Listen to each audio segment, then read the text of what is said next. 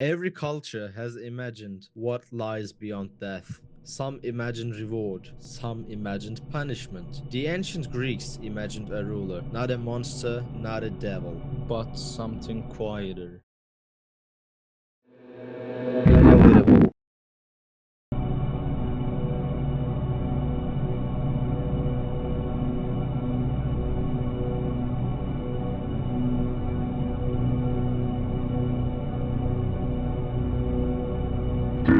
This is the story of Hades.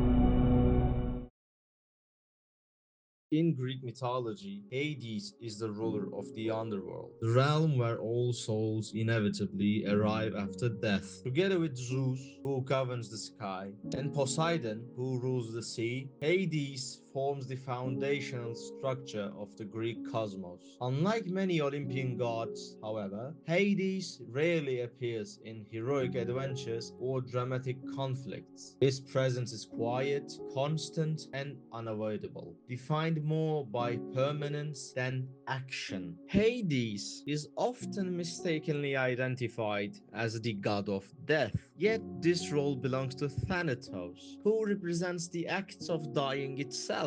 Hades does not cause death. He governs what comes after. Souls do not enter his realm by choice or punishment, but by necessity. His authority lies in maintaining the irreversible boundary between life and death. This distinction is fundamental, though it is frequently ignored in later cultural reinterpretations. Ancient sources describe Hades as emotionally distant and strictly controlled. He does not punish the dead out of cruelty, nor reward them out of kindness. His rule is based on law rather than emotion. Souls arrive in the underworld because they must, not because Hades actively seeks them, compared to the jealousy of Hera or the impulsiveness of Zeus. Hades appears almost static, defined more by function than by personality. Over time, this emotional distance becomes one of the most significant elements shaping his later portrayals. The Roman interpretation of Hades, known as Pluto, introduces a notable transformation, as Pluto, the ruler of the underworld, is also associated with wealth and fertility, since everything valuable hidden beneath the earth originates from his domain. Precious metals, minerals, and even seeds emerge from below the surface. This reinterpretation expands the underworld from a purely terminal space into one that contains potential and latent power, complicating the symbolic role of Hades in later traditions. These core traits form the foundation for Hades's representation in visual art. In classical antiquity, depictions of Hades are restrained. Ancient vase paintings and reliefs rarely portray him as an active figure. Instead, he is shown seated, immobile, and elevated rather than personality. The underworld itself is often more visually prominent than its ruler, reinforcing the idea that Hades governs through permanence rather than spectacle. During the Renaissance and Baroque periods, Western art begins to favor physicality, movement, and emotional intensity.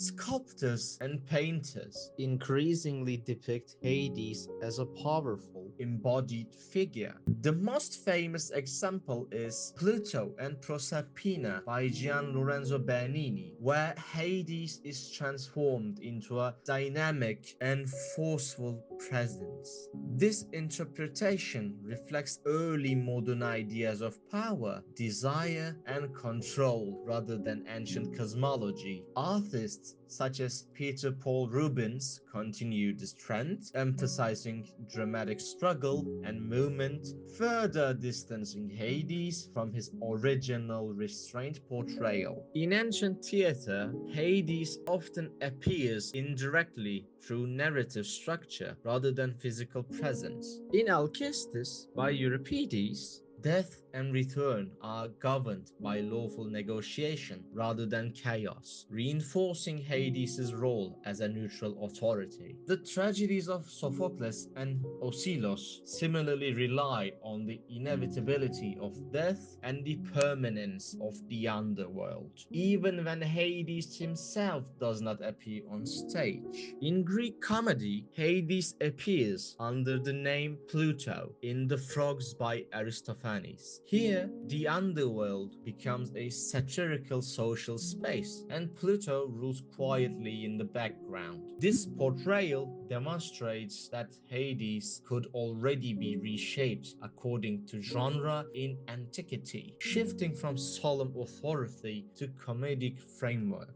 Later literary traditions continue to transform Hades. In medieval literature, particularly the Divine Comedy, Hades disappears as a character, while his realm survives as a moral system. The underworld becomes hell, structured around punishments rather than cosmic balance. In romantic and symbolist art, especially in the illustrations of Gustave Doré, the underworld is reimagined as a psychological landscape defined by scale, darkness, and confinement rather than divine presence. Music and performance arts provide another layer of reinterpretation. In opera, Hades is conveyed primarily through sound rather than narrative complexity. Deep bass voices, low orchestral registers, and dense harmonic textures give the underworld an audible identity, transforming Hades into a force that is felt rather than seen. This tradition continues in modern musical theater, most notably in Hadestown, where Hades is reimagined as an industrial capitalist who controls the underworld as a mechanized system. Drawing on the Orpheus myth, this adaptation uses ancient narrative to critique modern power structures, emotional isolation, and economic control. Beyond theater, modern music frequently engages with Hades through atmosphere and symbolism rather than direct storytelling. Especially within metal and dark music traditions, the underworld functions as a metaphor for mortality, descent, and confrontation with the unknown. Bands like Rotting Christ construct a chthonic aesthetic rooted in ancient cosmology and ritualistic atmosphere without explicitly naming Hades. Other bands, such as Septic Flesh, Behemoth, and Bathory, similarly employ underworld imagery, themes of descent, gates, and abyss. In these musical contexts, Hades exists as an implied presence rather than a literal character, closely mirroring his mythological role as a ruler defined by domain rather than action. Modern visual media further simplify and popularize Hades. In animation and film, such as Hercules, Hades is portrayed as sarcastic, fast-talking, and overtly villainous. This version removes his ancient neutrality and reshapes him into a recognizable antagonist. Television and animated series like Blood of Zeus present Hades as morally ambiguous and emotionally driven, aligning him with contemporary narrative expectations. Fantasy literature and adaptations continue this trend. In the Percy Jackson and the Olympian series and its screen adaptations, Hades is portrayed as misunderstood rather than evil, reflecting modern tendencies to humanize traditionally feared figures. Films such as Clash of the Titans and Wrath of the Titans depict Hades as an antagonist, reinforcing action-driven narratives where cosmic authority must be challenged. In contemporary literature, mythological retellings often approach Hades indirectly. The Penelopiad reframes epic myth through marginalized perspectives, while works by Neil Gaiman integrate underworld logic into modern fantasy narratives. In these texts, Hades functions less as a god and more as a structural principle governing consequence, memory, and mortality. Video games provide one of the most radical reinterpretations of Hades, like in the popular video game series Hades. He appears as an authoritarian and emotionally distant father. While he retains his mythological position, his authority is reframed through psychological conflict and family tension.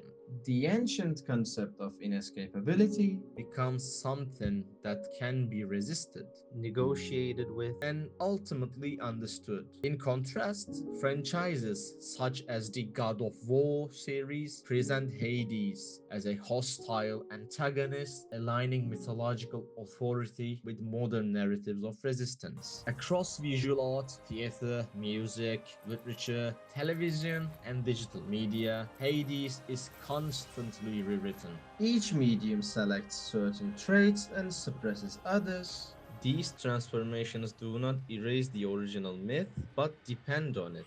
Every new portrayal gains a meaning through its relationship to earlier versions, demonstrating the deeply intertextual nature of mythological figures in Western culture. Hades survives not because his image remains consistent, but because it is endlessly adaptable. From silent ruler to satirical presence, from abstract space to psychological symbol, and from cosmic authority to modern antagonist or a conflicted figure. Hades reflects how each era understands death, power, and the unknown. His continued presence across artistic media confirms that mythology functions not as a closed system, but as an ongoing conversation between past and present.